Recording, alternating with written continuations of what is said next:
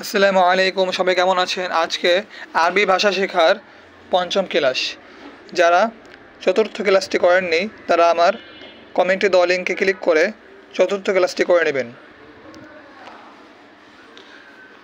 যাই হোক, আজকে আমরা শেষবারের মতো এই পড়াটা পড়ব,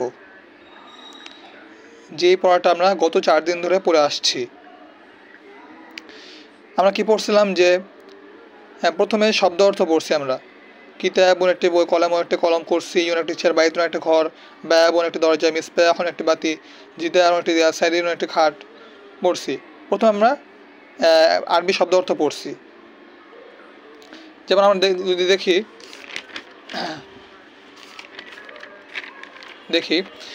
এই দেখেন, কিতাবুন অর্থ একটি বই, কলামুন একটি কলম, কলামুন অর্থ একটি কলম, কুরসিয়ুন একটি চেয়ার, বাইতুন একটি ঘর, বায়াবুন একটি দরজা, মিসবাহুন একটি বাতি, জিদারুন একটি দেয়াল, সারিরুন একটি খাট। দেখছেন এখানে প্রত্যেকটা শব্দের অর্থ একটি কলম।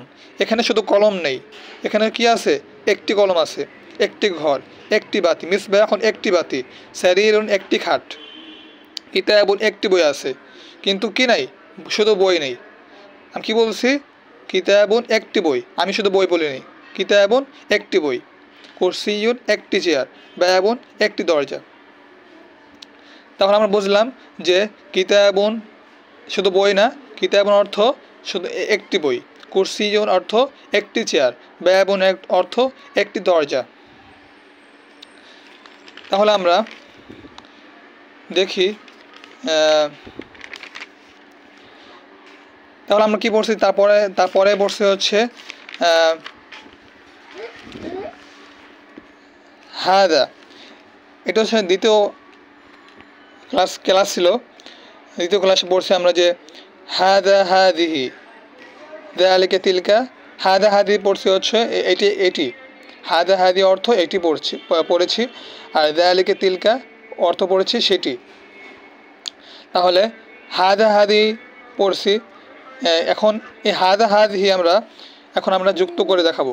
আমরা যেহেতু জানছি যে হাদা যালিকা, এটা আমরা যুক্ত করে পড়ব, কিন্তু এই শব্দগুলোর এই কিতাবুন, কলামুন, কুরসিয়ুন, বাইতুন, এই শব্দগুলোর শুরুতে হাদিহি তিলকা আসবে না, এটা পরের সাবজেক্ট। এখন আমরা যে কয়টা শব্দ পড়েছি কিতাবুন থেকে সারিরুন পর্যন্ত, এই কয়টা শব্দের আগে শুধু আপনারা হাদা যালিকা যুক্ত করবেন, হাদিহি তিলকা এই শব্দগুলো যুক্ত করবেন না।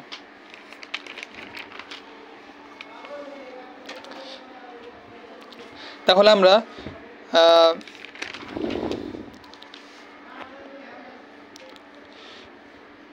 পড়েছি কিতাবুন অর্থ একটি বই, কলামুন অর্থ একটি কলম। হ্যাঁ, আমরা পড়েছি। তারপর আমরা কি করলাম যে এখানে হাদা, আমরা জানি হাদা অর্থ একটি, এটি, হাদা অর্থ এটি, ইহা, এটা আমরা জানি। তারপরে যদি যালিকা লিখি,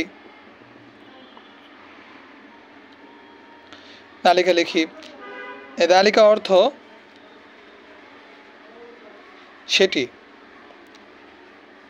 সেটি, উহা।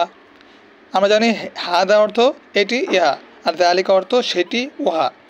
তাহলে আমরা জানলাম। তারপর কিতাবুন আগে আমরা হাদা যুক্ত করব। এখন হাদা যুক্ত করলে তাহলে কি হয়?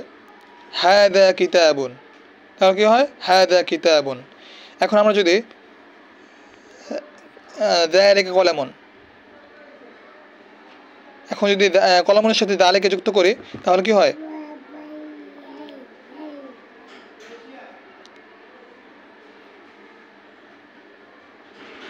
যালিকা কলামুন। তাহলে এটা অর্থ হলো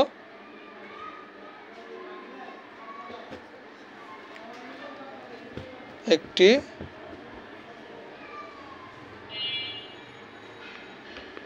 কলম।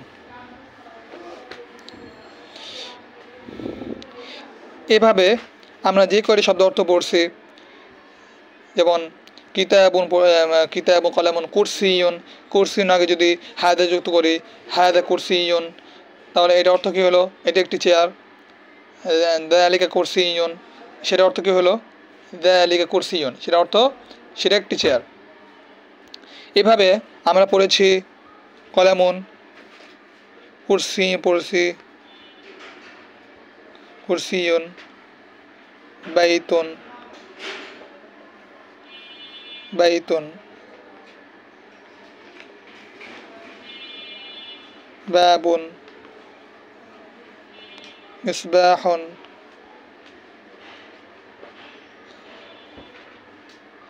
বাতি, জিদারুন,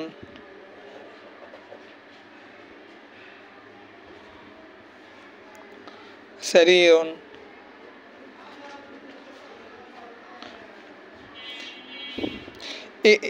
এই শব্দগুলোর অর্থ তো আপনারা জানেন। আমরা এই শব্দগুলোর অর্থ আগে থেকেই পড়ে এসেছি। এই দেখেন, এই শব্দগুলোর অর্থ এখানে আছে। আপনারা যদি প্রথম ক্লাসটা করেন তাহলে এই শব্দগুলোর অর্থ দেখতে পাবেন। তাহলে আমরা এর অর্থ জানি। কুরসিন অর্থ একটি চেয়ার, বাইতুন অর্থ একটি ঘর, বাবুন অর্থ একটি দরজা, মিসবাহ অর্থ একটি বাতি, জিদারুন অর্থ একটি দেয়াল, সারিরুন অর্থ একটি খাট। অনেকেই মানে জবরদস্তি বুঝেন না। কুরসিয়ুন, বাইতুন, বাবুন, মিসবাহুন,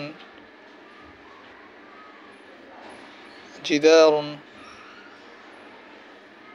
সারিরুন।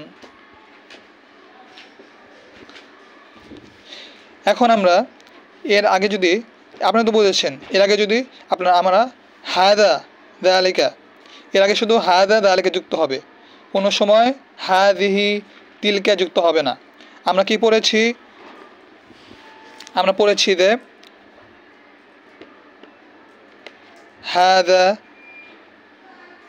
হাদিহি অর্থ এটি। কিন্তু এই শব্দগুলোর শুরুতে আপনারা হাদিহি যুক্ত করবেন না। যালিকা,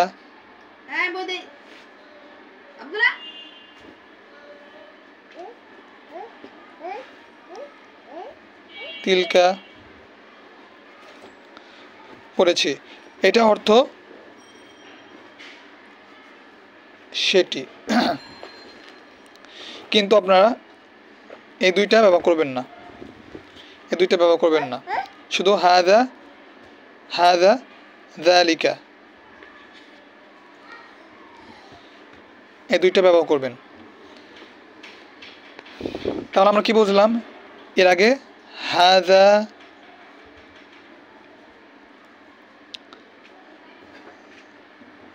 যালিকা যুক্ত হবে।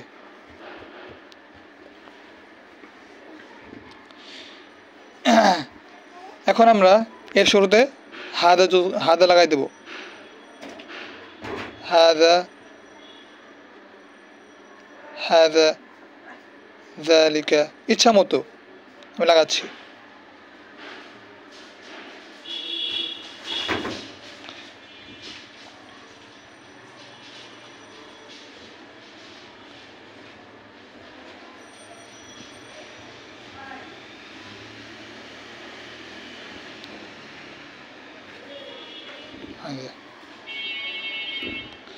আপনারা হয়তো বুঝেছেন কিভাবে এই শব্দগুলো যুক্ত হবে। তাহলে আমরা বুঝতে পারলাম কিভাবে এই আরবি শব্দগুলো যুক্ত হয় বা অর্থ তুলতে হয়। তাহলে আমি যদি বলি এটি একটি কলম, হাদা কলামুন, সেটা একটি চেয়ার, যালিকা কুরসিয়ুন, এটি একটি দরজা, হাদা বাবুন। তাহলে সবাই বুঝতে পেরেছেন? হ্যাঁ, এটা হচ্ছে আমাদের শেষবারের মতো পড়া। এই পড়াটা আমাদের শেষ। এখন আমরা নতুন পড়ার দিকে যাব।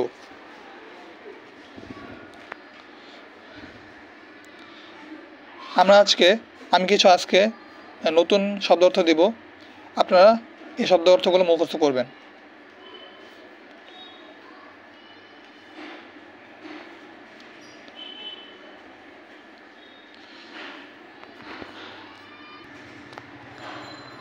হ্যাঁ, এই শব্দগুলো আপনারা মুখস্থ করবেন। মাদ্রাসাতুন একটি মাদ্রাসা, সাব্বুরাতুন একটি ব্ল্যাকবোর্ড, মিসতরাতুন একটি রোলার, হাকিবাতুন একটি ব্যাগ, কুররাসাতুন একটি খাতা, তাওবিলাতুন একটি টেবিল, হুজরাতুন গুরফাতুন একটি কামরা, নাফিদাতুন একটি জানালা। অনেকে আবার আমার অক্ষরগুলো বুঝতেছেন না, এটা হচ্ছে খত্তুর রুকার লেখা, এর জন্য অনেকে বুঝবেন না। আপনারা সাধারণত খত্তুর নুসখা পড়েন, তাই এই লেখাটা আপনারা নাও বুঝতে পারেন। আমি একটু শব্দগুলো হরফগুলো বলে দিই। এটা দাল, র, সিন, তা, সিন, বা, ওয়াও, র, তা, মিম, সিন, ত, র, ত। এখানে একটু ভুল হয়েছে, মিস্তরাতুন। হা, হা, কফ, ইয়া, বা, তা, কাফ, র, সিন, কাফ, র, সিন, কাফ, র, সিন, তা। এটা গোলতা। এই সবটি আছে, এই সব তাগুলো হচ্ছে গোলতা। ত, আলিফ, ওয়াও, লাম, তা, হা, জিম, র, গোল আলিফ, গোলতা। গইন, র, ফা, গোলতা। নুন, আলিফ, ফা, জাল, গোল আলিফ, গোলতা। তাহলে নিশ্চয়ই বুঝতে পেরেছেন এই শব্দগুলো। আপনারা শুধু এগুলো জবরজের পেশ যুক্ত করে এই শব্দগুলো পড়বেন, তারপরে এই শব্দগুলোর অর্থ আপনারা মুখস্থ করে ফেলবেন। আমি দুঃখিত ভিডিওটি এত বড় হওয়ার জন্য। যাদের আরবি শেখার ইচ্ছা আছে তারা অবশ্যই শিখবে, আর যাদের ইচ্ছে নেই তারা তো এটা ইগনোর করে চলে যাবে। তাই আপনারা একটু মনোযোগ দেন, তাহলে আপনারাও বুঝবেন। আগামীতে আরও কঠিন পড়া আসতেছে, তাই আপনারাও পূর্বের যে পড়াগুলো চলে গেছে সেই পড়াগুলো ভালো করে পড়ে রাখেন, আর এই আরবি শব্দগুলো মুখস্থ করে ফেলেন।